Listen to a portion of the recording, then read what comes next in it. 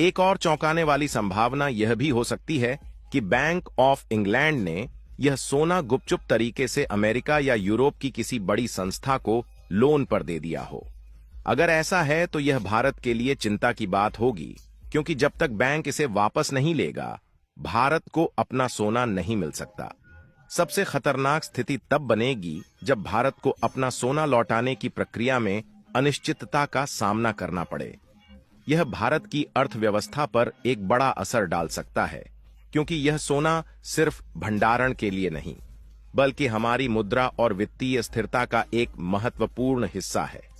अगर भारत को अपना सोना जल्द नहीं मिला, तो सरकार के पास दो ही रास्ते बचेंगे। या तो वह कूटनीतिक दबाव बनाए जिससे बैंक जल्द से जल्द सोना लौटाए, या फिर वह वैश्विक स्तर पर सोने की होल्डिंग पर नए नियम बनाने की मांग करे।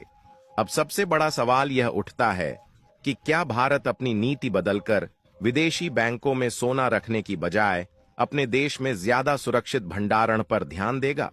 अगर हां, तो आने वाले समय में हम भारत को वैश्विक सोने के बाजार में एक बड़े खिलाड़ी के रूप में उभरते हुए देख सकते हैं, जहां वह खुद को सिर्फ एक कस्टमर की बजाय एक मजबूत वित्तीय शक्ति के रूप में स्थापित करेगा।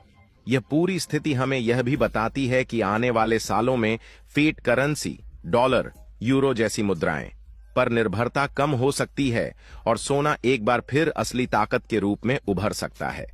अगर बैंक ऑफ इंग्लैंड का संकट और गहरा हुआ, तो लोग बैंकों से पैसे निकालकर सीधे सोने में निवेश करने लगेंगे, जिससे सोने की कीमतें आसमान छू सकती हैं।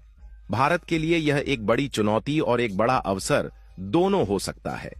अगर भारत समय रहते अपना सोना सुरक्षित कर लेता है और अपनी गोल्ड पॉलिसी को मजबूत बनाता है, तो यह आने वाले दशक में भारत को एक नई आर्थिक ताकत बना सकता है। मगर अगर देरी हुई, तो यह सोने की दौड़ में भारत को पीछे भी धकेल सकता है।